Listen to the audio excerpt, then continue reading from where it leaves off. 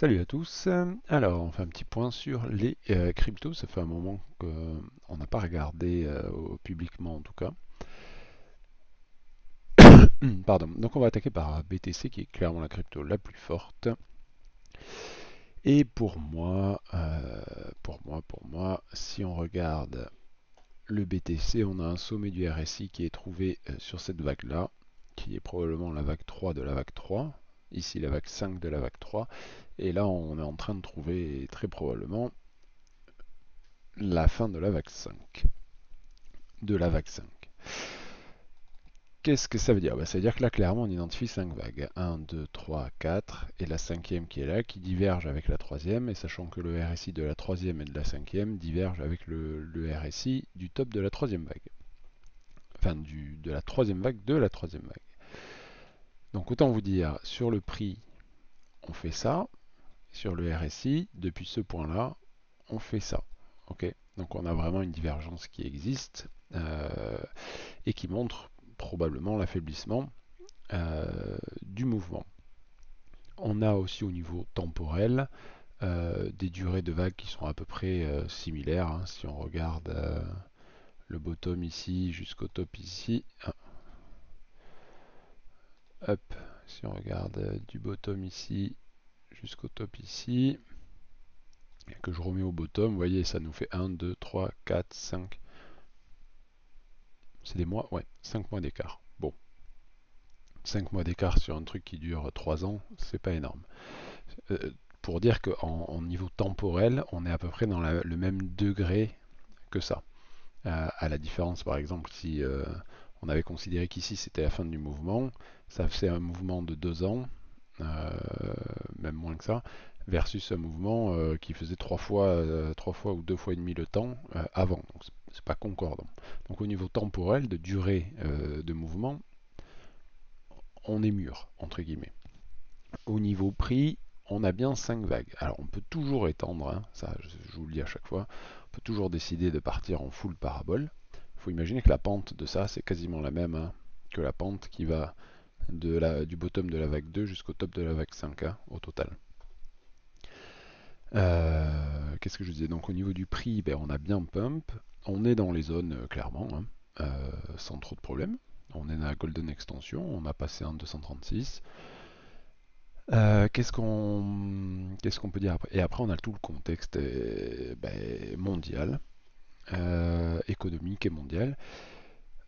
Il y a le côté, il y a deux côtés. Il y a le côté instabilité mondiale qui est jamais bon pour les marchés, surtout les marchés à risque comme le BTC.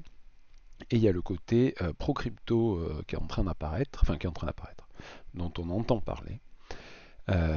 Et ce côté pro-crypto où on voit des pubs à la télé, Trump est pro-crypto, les dirigeants sont pro-crypto, ça parle d'avoir des réserves nationales de crypto, machin. Pour moi, ça, c'est exactement comme l'arrivée de l'ETF hein, en 2017. Hein. C'était l'arrivée de l'ETF BTC, la première, c'était l'acceptation de masse, c'était full pump et ça n'a jamais, enfin ça n'a jamais, c'était la fin du cycle. Comme toujours, quand on arrive sur la phase du grand public, c'est la fin. C'est la fin, c'est la phase de distribution. Voilà. Donc moi quand je vois des pubs BTC passer, j'entends parler de BTC régulièrement sur BFM TV, Echo, machin, pour moi on est sur la phase 5, c'est-à-dire la phase du grand public, et donc on cherche, enfin, on a une distribution. Il faudrait regarder les volumes réels d'échanges, tout concaténé avec les échanges hors exchange, voir s'il y a une grosse chute en fait, alors ou un gros pic d'échange alors que le prix ne monte plus ici, ou en fait une grosse chute de volume entre ce qui a été tradé ici et ce qui a été tradé sur la dernière partie. Ok. Quoi qu'il en soit, il y a deux façons de voir. Si vous n'avez jamais TP de BTC, bon moi je vous l'ai mis plusieurs fois sur le Discord depuis 100K, mais clairement pour moi on est sur un affaiblissement de toutes les cryptos. De toute façon dès que BTC a passé 100K, moi j'ai allégé considérablement le, le portefeuille. Euh, et surtout, je mets des stop suiveurs, c'est-à-dire pareil sur les marchés en fait. Hein. Si ça cave, ben, mes positions sautent en bénéfice moindre que si ça avait atteint les objectifs, mais Dans les zones d'instabilité, moi j'aime bien naviguer plutôt comme ça. Un bon tien vaut mieux que deux, tu l'auras. Qu'est-ce qu'on peut dire d'autre? Bon, là clairement, on a une phase de distribution de toute façon. Ça se voit très bien, hein. Ici, on a un ralentissement, on a un fail break ici, c'est-à-dire on a tenté de casser le plus haut, enfin on le casse et on reprend directement à l'envers. Donc là, la zone d'intérêt, on a pris la liquidité en haut, on va chercher la prise de liquidité en bas qui est dans la présence d'imbalance majeure ici. Donc clairement cette zone-là, c'est une zone d'intérêt euh, ben, pour voir s'il y a moyen de racheter du BTC. Pourquoi? Parce que même si, admettons que là on ait trouvé le top hein, annuel, admettons, il y a peu de chances que BTC fasse ça, une grosse candale comme ça. Pas avec l'actif qu'il est devenu, je pense pas. Par contre, après avoir un fail break ici, il devrait attaquer la liquidité ici. Vous voyez que j'ai l'alarme. Hein. Il devrait attaquer la liquidité ici, qui est aussi le rebalancing de tout ça. Donc ça, c'est une zone qui pourrait créer un rebond. Même si ce rebond il est en 3, bah, il y a un trade à faire. Il faudra bien sûr surveiller les zones de short possibles pour avoir en fait un rebond d'une autre ampleur pour ce niveau ici. Ok, les vagues 4, les vagues 4 d'un mouvement sont souvent au niveau de la vague 4 du mouvement du degré sous-jacent. Donc on surveille toujours les fail break de vague 4. Donc celui-là c'est une vague 4, hein. Il y a 1, 2, 3, 4, 5. Donc ça c'est un bottom de vague 4, comme ce gros est le bottom de la 1, 2, 3, 4, 5 qui est ici. Ok, donc clairement on est de toute façon sur des zones qui vont nous intéresser. Ok, si on regarde sur des UT plus grosses, cette zone H4 ici, elle est déjà sur un gros rebalancing là, mais dessous, là, on a des trous. C'est ça. Ici, on a des trous. On a même on a des corps de bougies qui s'overlappent pas du tout. Donc on a tradé que dans un sens, dans la même chose de l'autre côté. Donc en fait, un jour, quand, je ne sais pas, mais un jour, cette zone de BTC sera intéressante. Ok. En attendant, ici on a une énorme imbalance. Énormissime. Hop. Ok. Avec notre bottom de vague 4, de sous vague 4 ici. Donc clairement, cette zone-là est une zone d'intérêt. On peut regarder en daily ce qui se passe. Hein. Alors attends, je vais essayer de nettoyer un peu.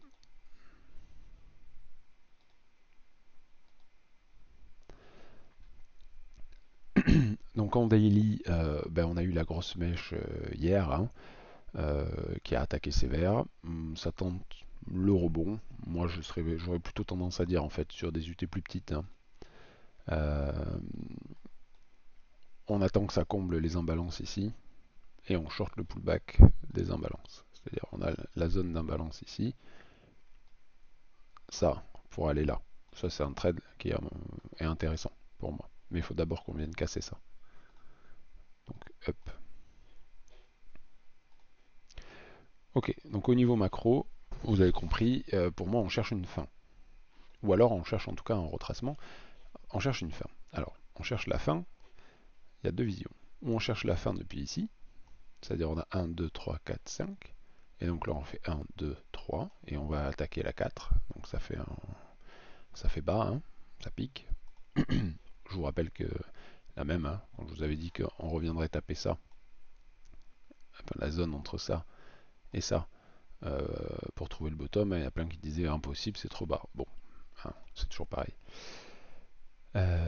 Ou alors, on part du principe qu'en fait, cette vague-là, mais ce n'est que la première d'un mouvement de beaucoup plus grande ampleur. C'est-à-dire, on a fait 1, 2, et après on repart. Ça ne change rien, vu la taille du cycle. Okay, donc la première zone d'intérêt ici, la deuxième zone d'intérêt est ici. Pour moi, entre, il n'y a pas grand-chose réellement d'intéressant. Ok. Je vous rappelle que le marché trade généralement en accumulation, pump, distribution avec fail break et divergence RSI. distribution, tac, je casse, je vais chercher la liquidité sous cette zone-là, et là généralement je repump,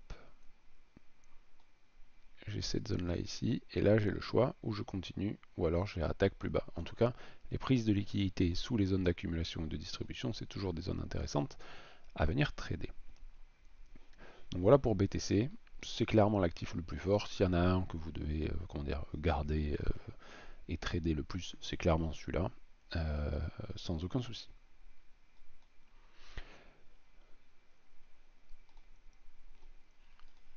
Donc on a surtout une énorme divergence entre TH et BTC, c'est-à-dire que TH n'a jamais cassé son sommet de 2021. Jamais. Pourtant ETH classiquement c'est celui qui est aussi fort que BTC entre guillemets dans les grosses capis. Bien sûr il y a des mini capis qui font des trucs à 3000, 30 000%, bon on s'en fiche entre guillemets. ETH hyper faible, n'a jamais réussi à trouver son momentum, a fait un joli fail break, hein, c'est-à-dire on est venu prendre ici, donc clairement moi j'attends la prise de liquidité sous ça, ok, mais entre guillemets, si on peut chercher des divergences. Si ETH prend la liquidité dessous, mais BTC non, mais qu'on a le même pattern de retournement sur les deux, je long BTC. Mais en tout cas, je veux qu'un des deux attaque cette liquidité ici. Parce qu'en fait, sur ETH, on a aussi le même compte. 1, 2, 3, 4, 5. Ici. Ok. Donc on peut avoir fini complètement le mouvement et c'est terminado. Ok. Bon, énorme mèche comme ça, c'est normal hein, qu'on ait trouvé du volume. On est venu chercher sous toutes les clôtures qu'il y a ici, on n'a juste pas cassé ça, qui ne doit pas être le même sur tous les exchanges, mais on s'est arrêté pas loin. Ok. Euh, mais moi j'aime bien, je vous l'ai déjà dit, les prises de liquidité, en plus on a les zones pas loin. Mais clairement, les rebonds comme ça, on le sait, dans les bear markets, on en a plein. Ok. Et regardez, comme ça attaque sévère, ça rebondit et en fait, ça échoue. Et après, on vomit. Donc c'est exactement ce que vous devez surveiller. Des candles comme ça, c'est toujours très intéressant parce que ça montre une énorme pression acheteuse entre guillemets. Il y a eu énormément d'achats pour remonter jusqu'ici. Si on invalide ça, ben on part. Hein. Et on part bas. Hein. Ok. De toute façon, il y avait des signes d'alerte partout. Hein. BTC, BTC, voilà, il y avait des signes de TP partout. Donc ETH hyper faible. Clairement, moi, comme je vous le dis, de toute façon, on cherche à trader sous les vagues 4, donc ici, ok, sous 2000 en gros. Hein. Il y a des petites imbalances qui restent ici. Très honnêtement, c'est pas ET. Il y a une grosse imbalance mensuelle qui reste ici d'ailleurs. Il y en a plusieurs. Hop, ouais, ça concorde hyper bien. Donc quand même, on va regarder. Mais encore une fois, c'est BTC la vraie crypto. Hein. Okay. Même si ça parle d'adoption, machin, ça parle de BTC. Et après, surtout, tous les coins qui sont pour moi, comment dire, des coins un peu fondateurs, c'est-à-dire qui sont des coins d'écosystème. Bah, ils sont hyper faibles. Hein. Ils n'ont jamais cassé le sommet. Ils sont à deux doigts de venir casser ça. Donc la même chose. Hein. Vous prenez ce qui est l'équivalent de la vague 4 sur BTC, c'est-à-dire ça, et vous venez regarder dessous. Okay, donc le BNB up, qui lui a fait à peu près la même chose que le BTC entre guillemets, avec un plus haut, mais il avait la petite divergence ici, lui de mémoire. Lui a déjà comblé la grosse imbalance qui est ici. Donc lui, il n'y a pas grand chose à faire si vous voulez. C'est pas évident à voir, vous voyez, il l'a déjà fait ici. Donc qu'est-ce qu'il va aller chercher? Mais en tout cas, on met l'alarme au même endroit. Ici. Ok. Et après, c'est à peu près tout dans les coins, parce que de toute façon, tout est pareil, entre guillemets. On a vu les plus forts pour regarder ADA, mais c'est la même chose. Vous voyez comment on a effacé complètement la montée. On a réussi à quasiment tout effacer. Alors, la seule bonne nouvelle, c'est que sur ADA, on arrive dans la balance qui est ici. Hop. Donc on peut trouver éventuellement un pump en retard sur certains coins alors que le BTC va latéraliser un peu. Why not? Mais encore une fois, moi je me concentre sur le BTC sans sourciller. Ouais, on est bien dans la golden extension.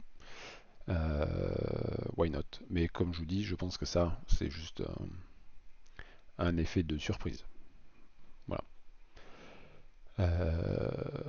Je pense pas que ce soit un gros refill de toutes les whales avant de partir to the moon. J'ai du mal à y croire quand je vois les structures globales.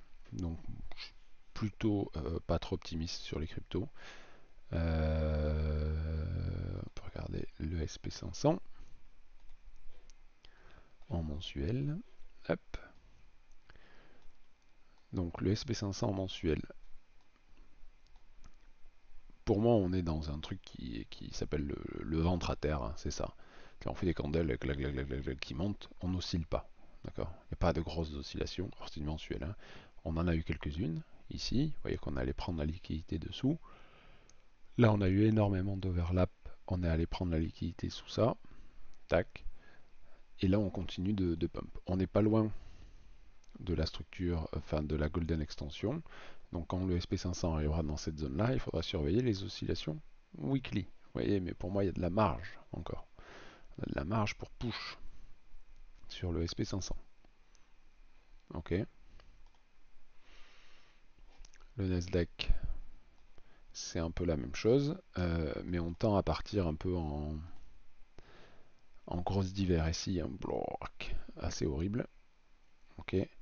Donc on cherche une fin quand même. C'est-à-dire qu'en fait, on approche probablement de la fin d'un cycle, une 3, une 4, et là on cherche une 5, c'est-à-dire quand on va voir une divergence apparaître à l'intérieur de ça, mais avec une oscillation un peu mieux visible quand même, hein, bah, il faudra s'inquiéter. Ok. Et après, très bel exemple, hein, on cherche toujours à longue sous les zones de conso. Ok. Je vous le refais une fois. Hop.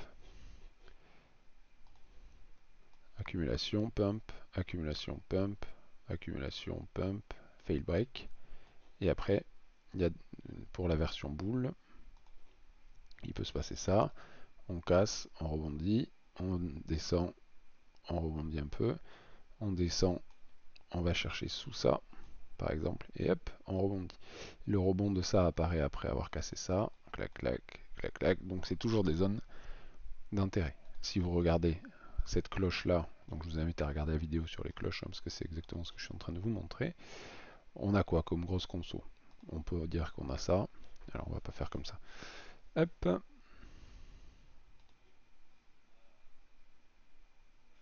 Je vais y arriver. On avait celle-là. On avait celle-là. Et celle-là. Ok. Vous voyez que dès qu'on passe sous celle-là, on trouve une divergence sur, quasi sûr sur une autre UT entre ça et ça. Ça pump. Ok. On redescend. On va attaquer la liquidité juste sous ça, à peine, et bloup, on retrouve le, le momentum boule. Et la même chose pour le côté bear, où c'est que se trouvent les shorts. On peut regarder. Hop, quand on a pris ça, on a eu une distribution qui est allée chercher, ok, qui a juste créé une petite correction, et après, on est reparti.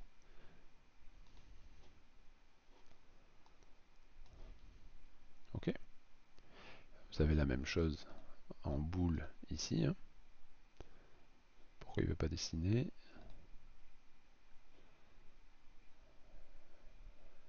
Oui. Pourquoi il n'est pas content? On casse le lot qu'il y a ici, plouc, et on trouve le rebond. Ok.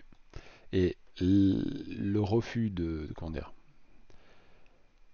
de cave après la prise de liquidité au-dessus d'un sommet, bah, c'est souvent un signe de plutôt boule. Ok. Relativement souvent. Encore une fois, c'est pas un modèle absolu. Si ça marchait 100% du temps, n'importe quel idiot serait millionnaire. Mais ça vous permet de filtrer, vous voyez, hein, sur une petite UT, vous pouvez trader cette candle ici. Ok. Là, par exemple, c'est pareil. Touk. C'est pareil. pour le côté bear. Ok? Voilà, et ainsi de suite, et ainsi de suite, et ainsi de suite. D'accord? Voilà, donc pour moi, en tout cas, au niveau macro, on va pas du tout vers la Golden America, full marché, boule et tout. J'y crois pas du tout. Tout ça parce qu'en fait, il va y avoir une guerre commerciale. Donc le dollar devrait quand même monter, ça oui. Euh, les matières premières comme d'habitude. Euh, les valeurs refuges également.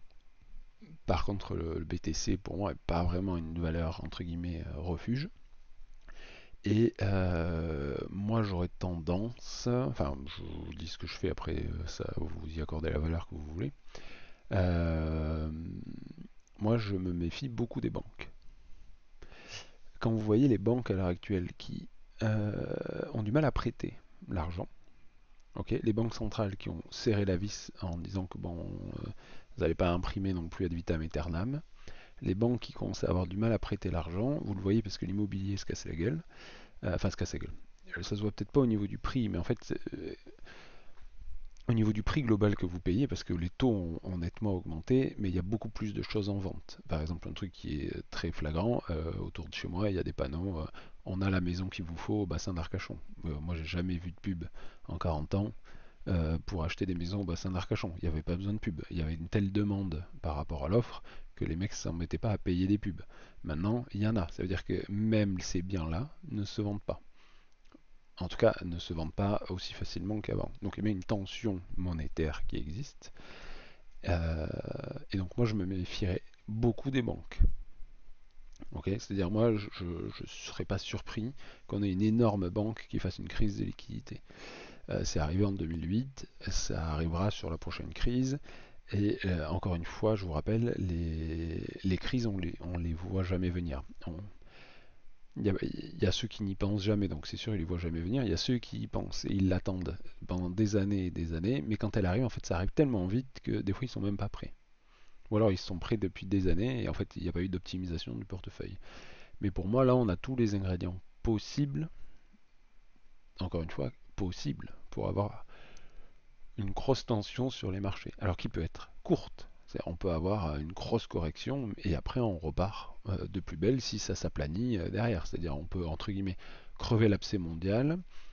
Tout le monde peut se dire ok on en chie économiquement, on va faire des efforts pour calmer tout ça et après on repart. Mais il y aura une purge quand même. Ce qu'il y a eu sur BTC, sur le Covid, hein, je vous rappelle, il y en a plein qui n'étaient pas prêts. Voilà, ça. Hein. Oh, putain, ça remonte. Oh, oh.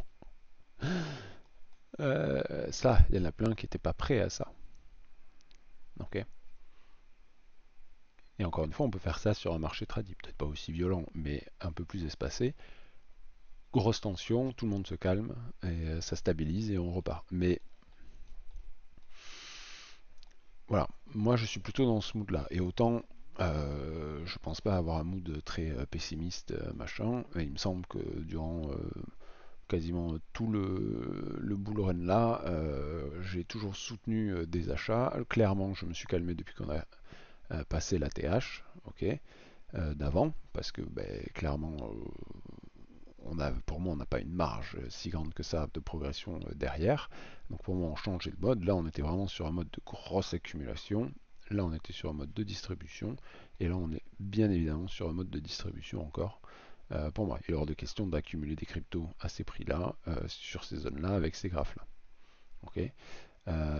Donc pour ceux qui voyaient BTC à 1 million, c'est possible, comme toujours. Peut-être pas sur ce cycle, mais en tout cas, vous êtes sur une belle zone de TP euh, ici. Ok. Et les zones de recharge, why not ici. Encore une fois, plutôt pour jouer un rebond pour moi, mais en tout cas, c'est des choses qui se jouent. Si j'arrive à acheter à un bon prix, on met le stop sur entrée, ça pump, si ça recave, et ben on n'y est plus et ça n'a rien coûté et on regarde l'étage en dessous. Ok.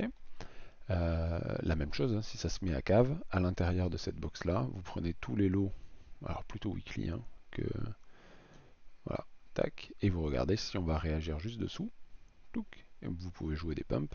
sur des UT plus petites. Ok. Hop. La même chose qu'il y avait ici, hein, sur la grosse cave d'hier. On trouvait une zone de TP ici et les rebonds pour l'achat derrière. Hein, la même chose sur ETH. Ok.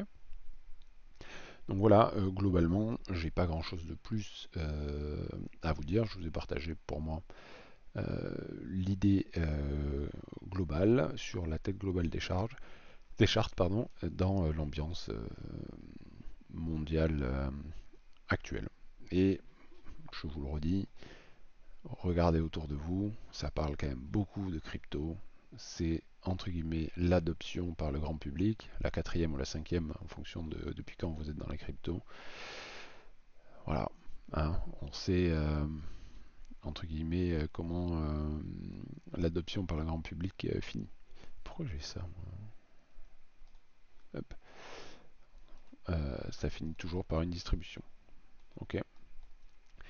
Pour le pétrole, c'est un actif que je ne vais pas du tout. Autant j'en avais mis en portefeuille pendant la crise, autant j'en mettrai pas du tout dans cette crise-là. Pourquoi? À cause de ce qu'a dit Trump et la volonté de ouvrir les vannes au possible pour faire chuter le prix de l'énergie, pour dumper, enfin pour pas dumper au contraire, promouvoir son économie. Du coup, ça peut être très très violent sur le pétrole, donc je me garderai bien d'être aventurier dessus. Ok. Mais comme d'habitude, quand ça casse un lot, je mets des alarmes et je regarderai ce qui s'y passe quand même. Mais en tout cas, pour du long terme, je suis moyen convaincu. Pas parce qu'on n'aura plus besoin de pétrole, juste parce que le pétrole c'est très volatile déjà, et sur une micro-guerre économique, ça peut faire mal quand même. Hein.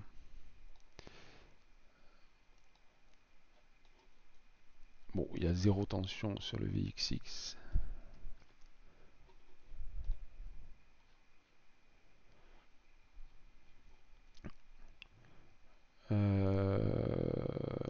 Bon, on a quand même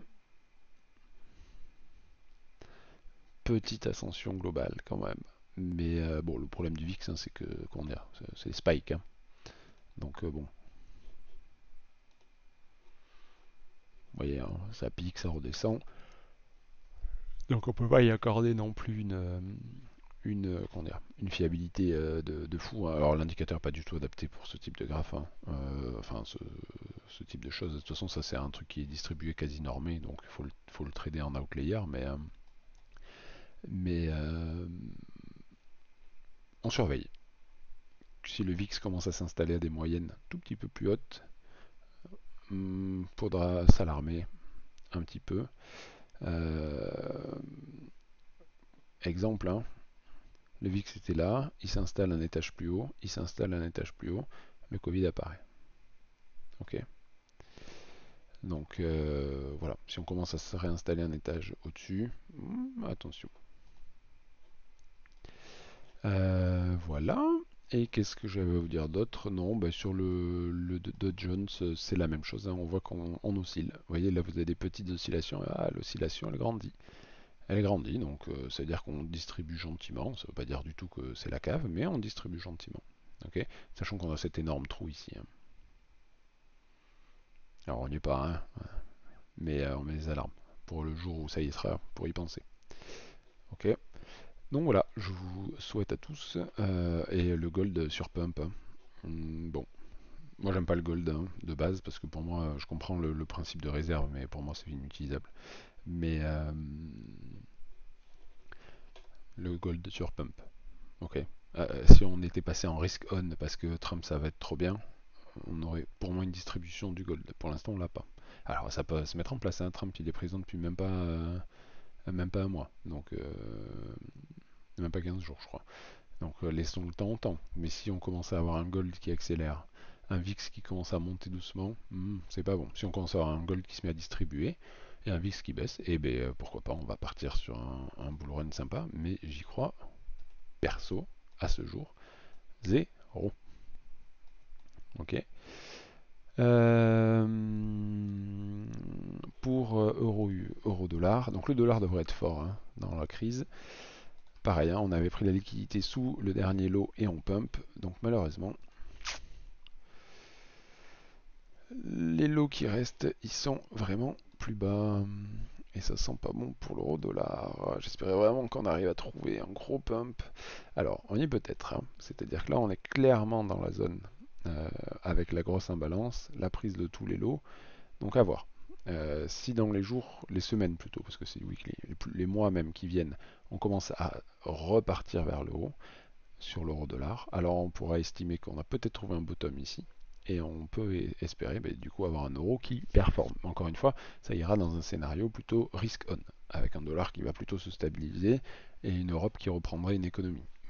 Encore une fois, je pense qu'on va plutôt vers des troupes politiques en Europe, ce qui ne sont pas pro-économie au total. Donc à surveiller. En tout cas, pour moi, ça, il y a zéro urgence. Ça sert à rien de vouloir être au bottom du bottom. Attendons de voir comment tout se passe. Si ça pump au-dessus de ce swing ici, on va regarder si ça veut prendre la liquidité et accélérer vers le bas ou prendre la liquidité, stagner et commencer une nouvelle ascension. Et dans ce cas-là, on pourra se dire, ok, alors peut-être que l'euro va surperformer le dollar et on regardera les autres actifs parce qu'il y aura peut-être une logique sur le fait de pump un petit peu plus sur la globalité des marchés. Voilà, je vous souhaite bon courage et on est sur des très beaux prix de BTC. Pensez à vos profits quand même. Bonne journée à vous.